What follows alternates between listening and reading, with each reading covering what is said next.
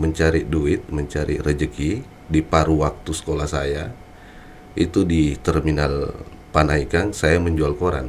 Seorang loper koran, jual koran, pernah juga dia duduk di DPRD Sulsel.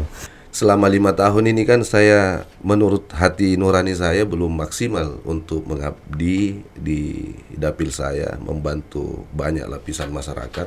Kita kan bersama teman-teman di Sulawesi Selatan sering berinteraksi dengan Bapak Sandiaga Uno. Akhirnya kita sepakat tema spirit yang kita usung itu adalah bergerak untuk Indonesia. Bergerak untuk Indonesia.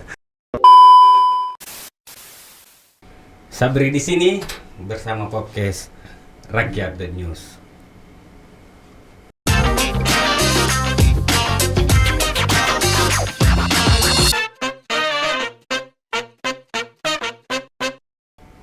Alhamdulillah, sore kali ini kita akan banyak berbincang dan berdiskusi bersama sosok pemuda yang tak lagi asing, tetapi sudah familiar tentunya, dan dia juga adalah seorang banyak berkolaborasi bersama pemuda dan gagasannya. Kali ini kita akan banyak berbincang dan mengulik apa sih gagasan 2020 seorang pemuda ini.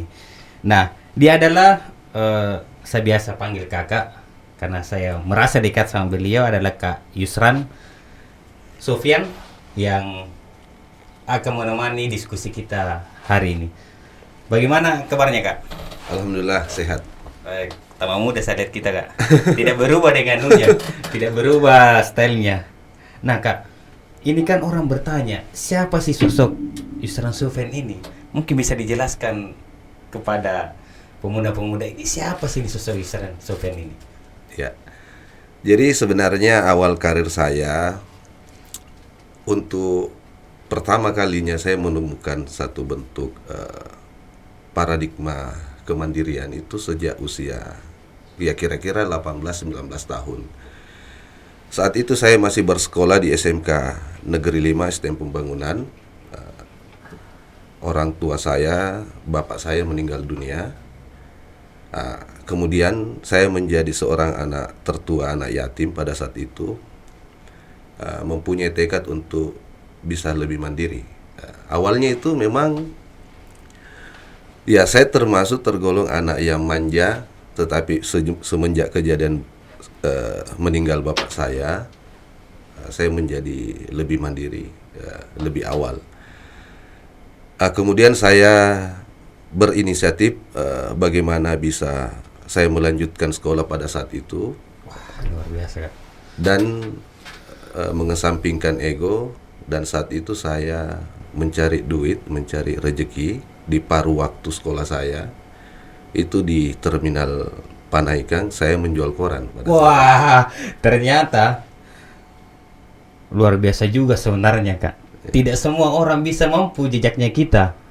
Yaitu Jual koran sampai loper-loper kiri kanan. Iya. Di mobil ya, Kak? Iya, dari mobil ke mobil, khususnya bis kota, antar kota, misalnya kayak Pipos, Sinar Alam kalau tidak salah pada saat itu yang besar. Tapi terletak di pelataran Panaikan pada saat itu, belum dipindah ke Dayak.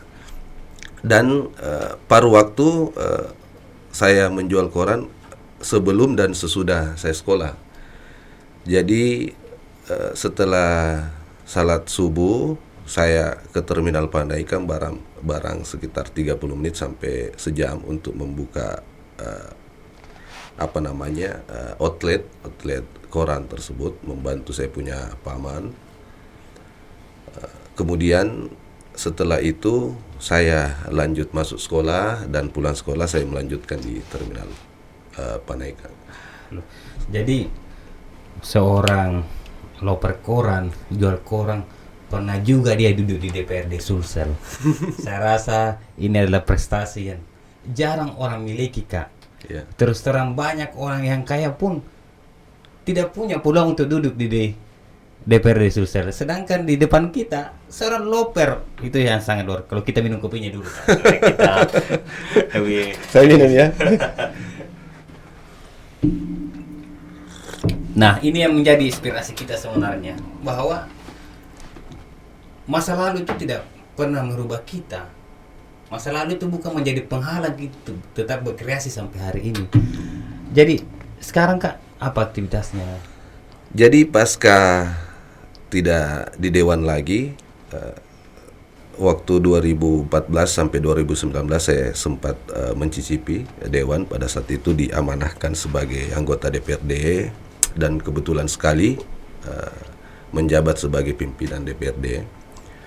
Ya, di peruntungan tahun 2019-2024 saya sempat mencalonkan diri di legislatif kembali, tapi mungkin kurang beruntung ya. Jadi saya di masa kesunyian itu awalnya ada perasaan menyesal pada saat itu, karena selama 5 tahun ini kan saya, menurut hati nurani saya, belum maksimal untuk mengabdi di dapil saya, membantu banyak lapisan masyarakat, termasuk orang-orang yang membutuhkan saya sebagai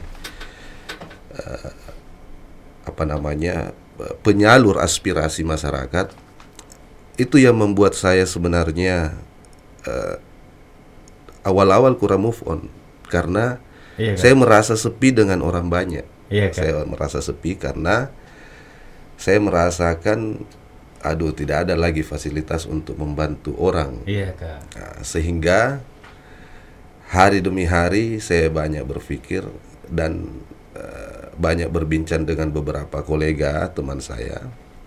Tidak usahlah banyak orang-orang yang mengalami hal seperti itu, sehingga saya melakukan pergeseran bagaimana saya fokus lagi untuk membantu dengan wadah yang berbeda seperti itu. Sehingga berjalannya waktu, dalam setahun ini saya banyak bergelut di sosial, kemanusiaan, dan ya keagamaan untuk menempa diri.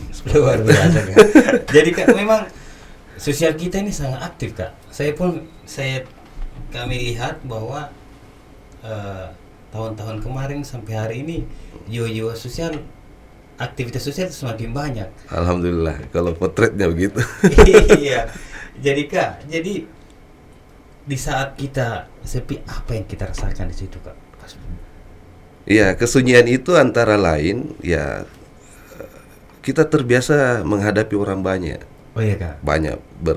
Banyak waktu kita sebagai pembicara misalnya, dan banyak waktu kita berbicara di depan orang banyak, melakukan penyuluhan misalnya, ataukah sekedar menampung aspirasi mereka. Itu yang membuat saya sebenarnya di awal-awal tidak menjabat merasa sangat sepi. Iya Kak. Merasa sangat sepi, sehingga dengan inisiatif saya dan didorong dengan beberapa orang-orang dekat saya, terutama dari pemuka-pemuka agama, untuk bisa mencari waktu untuk sedikit mengisi hal-hal yang misalnya spiritual, ataukah misalnya hal-hal yang berhubungan dengan aspek-aspek tadi, sosial dan kemanusiaan. Lebih tinggi waktu agamanya ini. Dan terima kasih juga kita di tengah kesibukannya juga hadir di sini. Nah Kak, apa hikmah di balik semua itu, teman-teman pemuda, bahwa ternyata saya rasa Kakak ini tidak terlalu berat lagi, karena pada saya memang mulai dari tidak ada, ada akhirnya, dan itu mungkin bahwa kegagalan itu tidak, pada saat itu bukan menghalangi kita berkreasi. Saya dengar kita aktif di pariwisata ya Kak? Iya, aktif juga. Semenjak kita kan bersama teman-teman di Sulawesi Selatan sering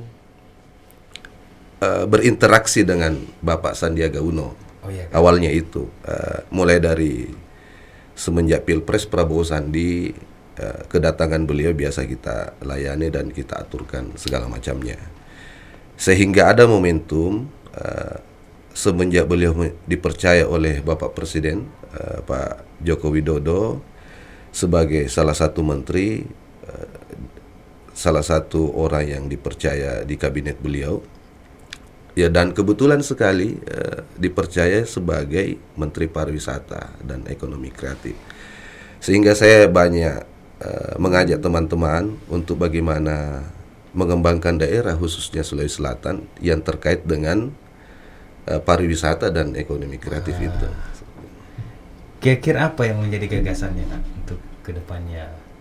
Jadi ada hal yang kami lahirkan setelah berinteraksi banyak dengan praktisi pariwisata dan ekonomi kreatif bersama teman-teman, beberapa kali diskusi, dan akhirnya kita melahirkan satu spirit bergerak untuk Indonesia. Wah. Karena ya kita tahu bahwa di masa pandemi ini banyak sekali keterpurukan, khususnya di krisis kesehatan, krisis sosial, dan krisis ekonomi. Ya. Sehingga tidak ada jalan lain buat kita untuk bersama-sama bangkit untuk memulihkan itu semua. Walaupun pada saat ini masih kita rasakan pandemi itu, tapi kita melahirkan spirit bahwa kita tidak bisa terlena dengan kondisi ini. Ya, kita bergerak. Akhirnya kita sepakat tema spirit yang kita usung itu adalah bergerak untuk Indonesia. Bergerak untuk Indonesia. Begitu Kak. Jadi memang Kak, dalam perjalanan hidup kita mulai dari sampai hari ini tetap aktif lagi di pariwisata Kak. Ya. Dan kira-kira apa sih pesan untuk pemuda-pemuda di sana Kak? Dalam perjalanan hidup kita ini saya rasa sangat banyak juga memberikan, mulai dari loper koran, duduk di DPR, dan sampai hari ini berteman dengan Menteri Pariwisata. Itu sangat luar biasa. Dan menurut saya Kak, itu jarang sebenarnya pemuda yang sampai kreatif. Tentunya bahwa mereka dekat ini kan punya kapasitas. Ya, mungkin merasa nyaman ya dengan kita-kita semua seperti itu. Ya, saya tidak melihat ada kelebihan tersendiri dari saya. Cuma mungkin dalam beberapa interaksi beliau ada rasa nyaman dengan kita dan teman-teman di Sulawesi Selatan seperti itu. Jadi ada hal yang saya ingin sampaikan bahwa semenjak kejadian di usia 18 tahun, 19 tahun kurang lebih, dalam setiap proses perjalanan hidup itu selalu melahirkan satu namanya hikmah, pembelajaran yang berharga. Begitupun dengan saya merasa awalnya Tuhan ada menyimpan sesuatu buat saya pada saat tidak terpilih. Karena semenjak usia 18 tahun kurang lebih sampai di usia saya 40 tahun di puncak karir saya sebagai pimpinan DPR, semua saya miliki, dan ternyata saya gagal seperti itu. Saya selalu bertanya-tanya dalam benak saya, apa hikmah, apa rahasia yang diberikan mungkin seperti itu. Sehingga saya merasa bahwa selama umur saya 18 sampai 40 tahun itu tidak pernah sekalipun doa saya, permintaan saya terhadap Tuhan tidak diijabah, tidak dikabulkan. Lantas saya memiliki segalanya sebagai salah satu pimpinan DPR. Di situ saya bermohon untuk kembali terpilih misalnya, dan itu tidak terkabul. Itu lama saya memikirkan sesuatu, ada rahasia di balik ini, dan ternyata rahasia itu sedikit demi sedikit saya temukan. Dengan kegagalan itu saya menjadi merasa lebih kuat secara spiritual, secara ketahanan seperti itu. Jadi apa yang saya rasakan ini menjadi orang, artinya kembali ke dasar, kembali ke dasar, tetapi secara spiritualisme, secara sikap dan karakter itu, ya mungkin itu yang meningkat menjadi lebih dewasa dan lebih tegar lah seperti itu. Itu yang membuat saya lebih agak tenang, karena di balik ruang-ruang yang sempit itu, dengan tidak adanya kekuatan untuk merumuskan satu kebijakan, ternyata ada ruang lain yang bisa saya salurkan. Misalnya banyak membantu beberapa orang yang kesulitan, terus aktif juga di bidang kemanusiaan misalnya. Kalau Nunya Kak, apa sih pesan-pesan kita kepada pemuda saat ini Kak? Yang cuma taunya main game saja. Jadi banyak pemuda yang saya rasa bahwa di umur 18 tahun sekarang semua main game Tapi apa sih pesan-pesan kita bagi mereka Kak yang khususnya pada pemuda lah? Apa pesan dan harapan kita ke depannya Kak? Jadi agak berbeda ya seorang pemuda yang saya rasakan dengan pemuda-pemuda lain, karena kondisi pada saat itu memang saya diuntungkan dan mungkin dirugikan karena kehilangan ayah, terus saya bergeser menjadi pemuda yang lebih cepat mandiri. Tetapi di luar situasi dan kondisi seperti itu, memang ya pemuda di era globalisasi ini, di generasi emas ini memang harus dituntut lebih inovatif lah, lebih kreatif, sehingga kemandirian itu muncul secara natural, secara ilmiah. Kenapa? Karena pemuda inilah yang menentukan nasib kita yang akan datang, seperti itu. Jadi tidak ada hal yang harus kita capai kecuali menuju ke kemandirian itu. Bangsa ini menjadi bangsa terpuruk misalnya dari masa ke masa, orde ke orde misalnya, mulai dari orde lama, orde baru, orde reformasi sampai sekarang ini karena rasa manja. Rasa manja, kurangnya kita berpikir mandiri. Bagaimana sih aset, misalnya aset negara ataukah potensi-potensi negara kita bisa maksimalkan dengan mengelola secara mandiri, diolah oleh bangsa sendiri misalnya. Sehingga penyakit manja ini menjalar sampai ke pelosok-pelosok, sampai ke desa, sampai ke dusun. Tidak mau membangun misalnya daerahnya kalau tidak dikasih bantuan sama pemerintah, misalnya seperti itu. Pemuda lebay. Ya, itu pun yang harus pemuda-pemuda pikirkan, khususnya untuk Sulawesi Selatan, bagaimana meningkatkan inovasi, kreativitas, terutama rasa kemandirian itu. Bagaimana di usia dini tidak tergantung sama orang tua misalnya. Misalnya dia mau kuliah, dia mau sekolah, bagaimana sih saya bisa menyekolahkan diri sendiri. Saya mau sharing juga mengenai pendidikan misalnya. Saya di semenjak usia 18 tahun sampai dewasa, sampai saya menikah, saya membiayai pendidikan sendiri, seperti itu. Wah, saya rasa yang itu agak susah. Kenapa sampai hari ini kita beli kuota saya susah? Tidak, kalau dipikirkan lebih awal lah. Iya. Untuk pemuda mestinya itu Kak, kemandirian yang harus mesti ada. Misalnya saya memaksakan diri untuk sebagai loper koran misalnya karena terkait dengan pendidikan saya ingin lanjut. Dan alhamdulillah di sekolah itu kan saya juga ya salah satu siswa terbaik lah, dapat beasiswa Super Smart. Tapi kan bukan sekedar melanjutkan sekolah, itu bukan hanya biaya sekolah.